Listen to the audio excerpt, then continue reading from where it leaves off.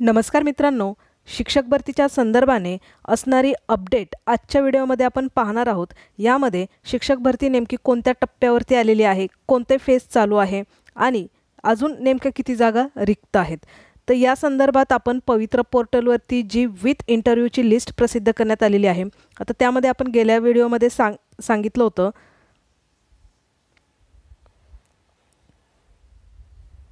की जे संस्थेवरती विद्यार्थी जाणार आहेत तर एका जागेसाठी 10 उमेदवार आणि त्या संस्थेवरती नेमके कसे उमेदवार जाणार हे आपण गेल्या व्हिडिओमध्ये सांगितलं होतं। परंतु त्यामध्ये देखील काही विद्यार्थ्यांना असं वाटतंय की जर एका जागेसाठी 10 उमेदवार जाणार आहेत तर याचा अर्थ मात्र 100 जागांसाठी 1000 उमेदवार इतक्या विद्यार्थ्यांचं सिलेक्शन या ठिकाणी व्हायला हवं होतं। परंतु असं नाही, तर मी सांगताना देखील असं सांगितलं होतं आणि या प्रकारचंच ॲरो देखील केले होते की फॉर एक्झाम्पल म्हणून 1 2 3 4 अशा 10 संस्था आहेत आणि या ठिकाणी गुणवत्तेच्या आधारे ज्यांचं मेरिट जास्त आहे त्यांची निवड या यादीमध्ये करण्यात आलेली आहे। त्यामध्ये 1 2 3 असे 10 अभियोग्यताधारक असतील तर एका संस्थेवरती हा अभियोग्यताधारकाची झालेली निवड आहे ती मुलाखतीसाठी हा विद्यार्थी पहिल्या संस्थेवर जाणार, हाच विद्यार्थी दुसऱ्या संस्थेवर, हाच विद्यार्थी तिसऱ्या संस्थेवर, असा हाच एकच विद्यार्थी हा 10 संस्थेवरती जाणार। सेम त्याचप्रमाणे ह्या 1 नंबरच्या संस्थेवरती येणारा विद्यार्थी हा जसा ह्या एक विद्यार्थी 10 संस्थेवरती फिरतो तसाच ह्या एका जागेसाठी जे निवड झालेले 10 विद्यार्थी आहेत तेच विद्यार्थी त्या संस्थेवर फिरणार आहेत। म्हणजे हा पहिला विद्यार्थी 1 2 3 अशा 10 संस्थांवरती जेव्हा फिरणार तेव्हा दुसरा विद्यार्थी देखील त्याच संस्थेवरती फिरणार आहे। म्हणजे ज्या 10 उमेदवारांची निवड झालेली आहे ते विद्यार्थी त्याच संस्थेवर फिरणार। मग पहिल्या जागेसाठी हा 1 नंबरचा विद्यार्थी आला, त्याच जागेसाठी 2 नंबरचा पण येणार, त्याच जागेसाठी 3 नंबरचा पण येणार, असे सलग 10 विद्यार्थी येणार। म्हणजे जेवढ्या जागा भरायच्या आहेत तेवढे विद्यार्थी या ठिकाणी निवडलेले आहेत। यांच्या रँकनुसार ज्याचा डेमो सर्वोत्कृष्ट असेल तर त्याची निवड त्या संस्थेवरती डिपेंड आहे आणि ते अशा विद्यार्थ्याला सिलेक्ट करणार।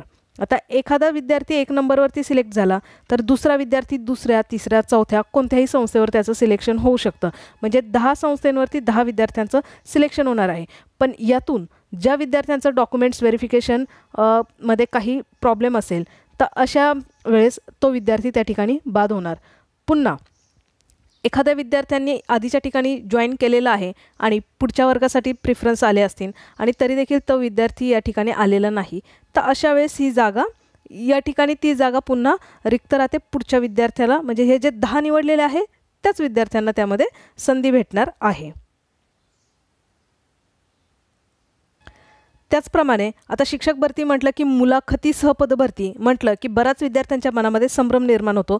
त्यासाठी प्रत्येक संस्थांवरती आणि जिल्हा स्तरावरती राज्य स्तरावरती प्रत्येक संस्थांना असं लेटर देखील महाराष्ट्र शासनाने पाठवण्यात आलेलं आहे। जेव्हा तुम्ही पवित्र पोर्टलवरती लॉग इन करता न्यूज बुलेटिनच्या याच्यामध्ये आपण गेल्यानंतर बाकीच्या गोष्टी शिक्षण संस्थेशी संबंधित असणाऱ्या आपल्याला समजतात, परंतु न्यूज बुलेटिनच्या आजूबाजूचे जे टॅब आहेत त्यामध्ये जर तुम्ही ओपन केलं तर तुम्हाला अशा प्रकारचे GR त्यामध्ये दिसून येतील जे महाराष्ट्र शासनाने शिक्षण आयुक्त म्हणजे बाकीच्या स्तरावरती ते प्रसिद्ध केलेले आहेत।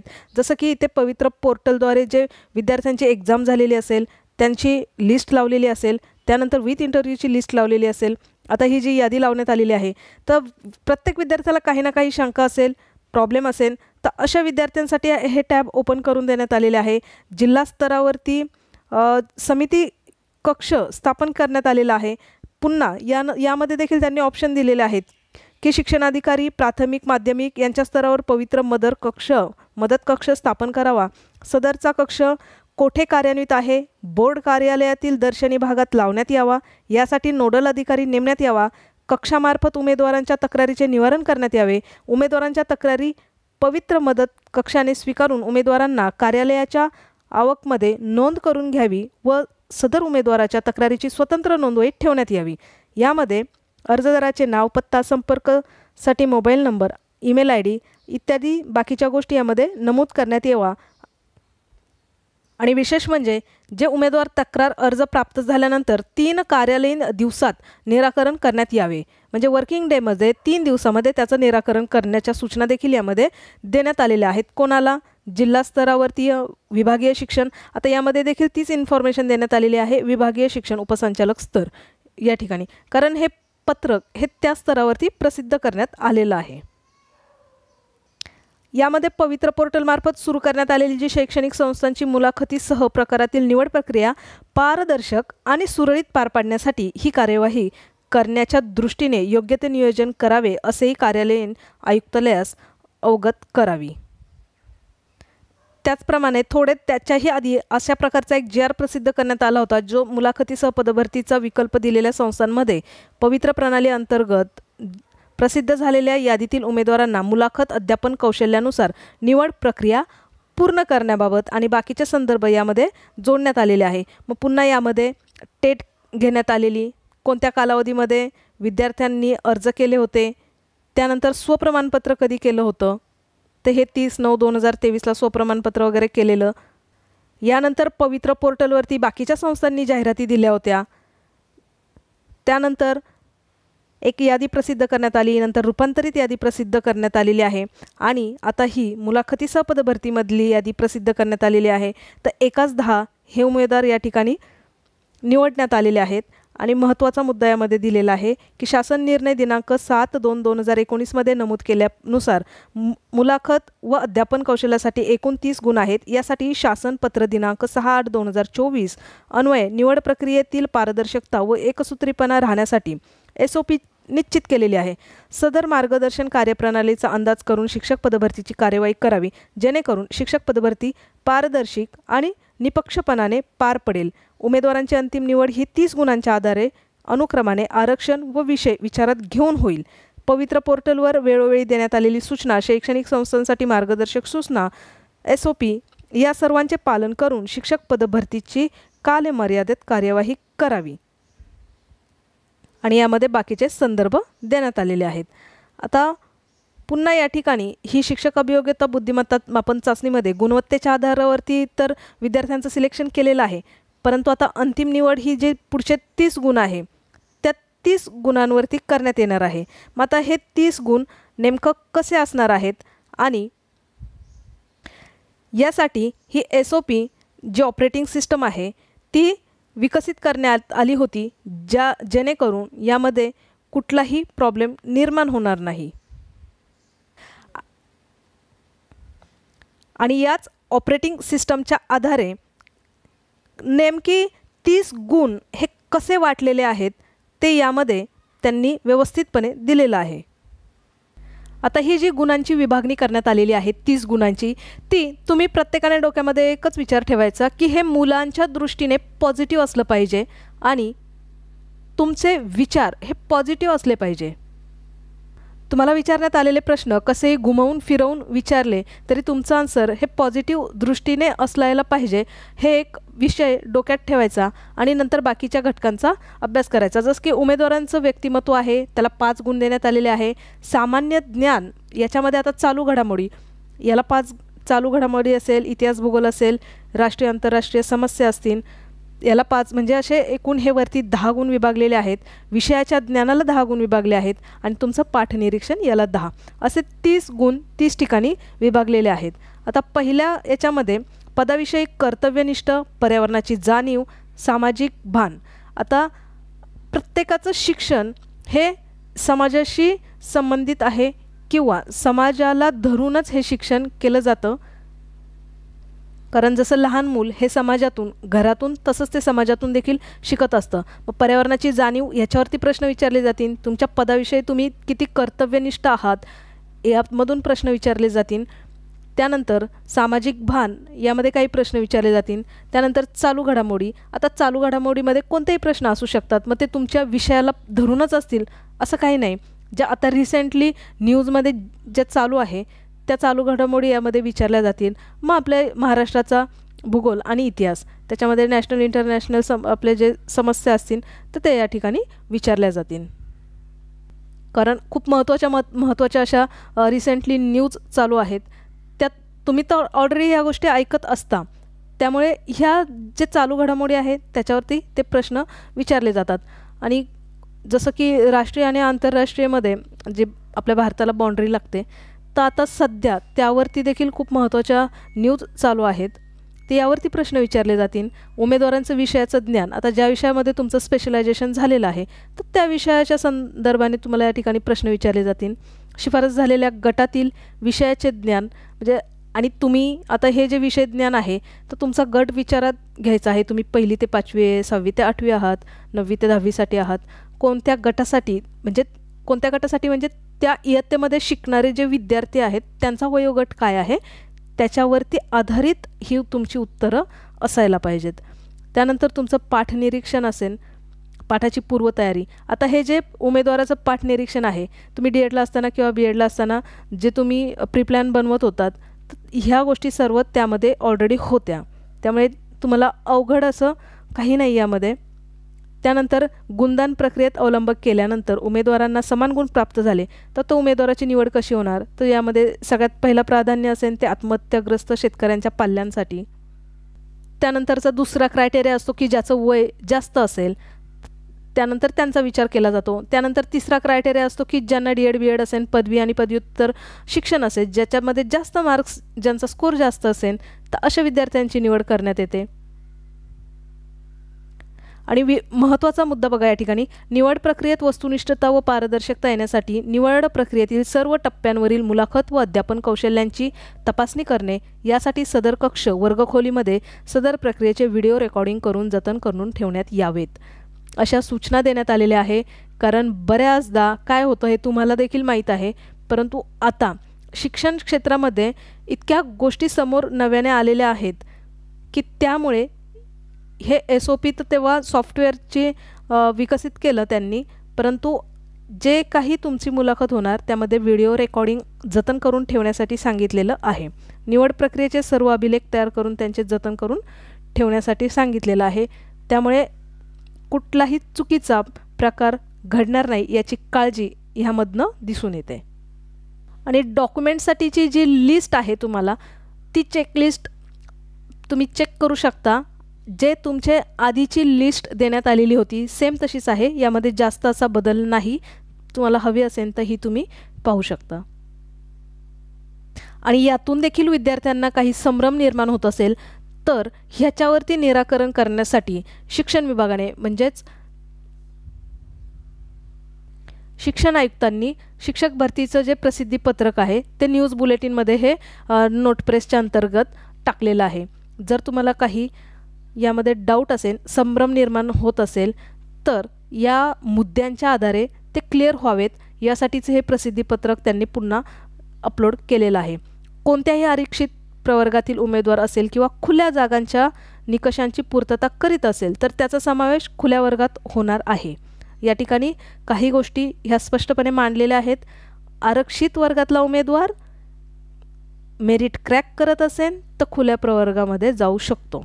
गुणवत्तेनुसार खुल्या जागासाठी पात्र असल्यास खुल्या जागेवर व तसेच पात्र नसल्यास आरक्षित प्रवर्गातील जागेवर नियुक्ती होणार आहे. यामुळे आरक्षित प्रवर्गातील उमेदवारांना खुल्या जागा व आरक्षित प्रवर्गातील जागा या दोन्ही प्रकारातील जागा उपलब्ध होणार आहेत. आणि हे असंच असतं ॲक्च्युली. 2019 मधील पवित्र पोर्टलमार्फत मुलाखतीसह पदभरतीच्या वेळी देखील वरीलप्रमाणे कार्यवाही करण्यात आलेली आहे.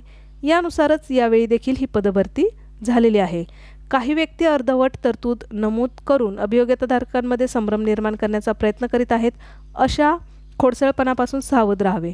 आता ही लाईन देखील प्रत्येक प्रेस नोटमध्ये ती सेम टाईप केलेली असते. ती सेम लाईन प्रत्येक वेळेसच्या याच्यामध्ये दिलेली असते. त्यानंतर 1:10 या प्रमाणात उमेदवारांना मुलाखत व अध्यापन कौशल्यासाठी पाठवण्यात येत आहे. त्याचबरोबर प्रत्येक अभियोग्यताधारकास देखील कमाल 10 संस्था निवडण्याचा पर्याय उपलब्ध आहे. उमेदवारांना 10 प्राधान्यक्रम आणि संस्थांनाही प्रत्येकी 10 उमेदवार उपलब्ध करून द्यायचे असल्याने शिफारसपात्र ठरलेल्या उमेदवारांची संख्या ही जागांचे 10 पट येणे अपेक्षित नाही.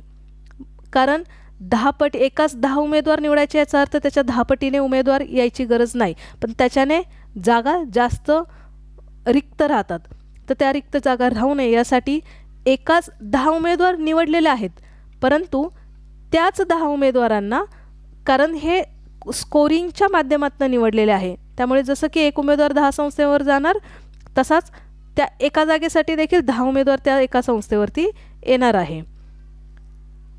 एकूण उमेदवारापैकी केवळ 10% उमेदवार निवडले जातील आणि 90% उमेदवार याचा लाभ घेऊ शकणार नाही. जर एकाच 10% अशा प्रकारे जर असेल तर 10% जास्त जर जागा निवडल्या तर एखाद्या उमेदवाराची एकापेक्षा अनेक पदावर मुलाखतीसह या निवड प्रक्रियेत निवड झाल्यास संबंधित व्यवस्थापनास गुणवत्तेनुसार प्रतीक्षा यादीतील पुढील उमेदवारास नियुक्ती देता येईल. त्यामुळे कोणाचाही अधिकार डावलला जाणार नाही व पदेही रिक्त राहणार नाहीत.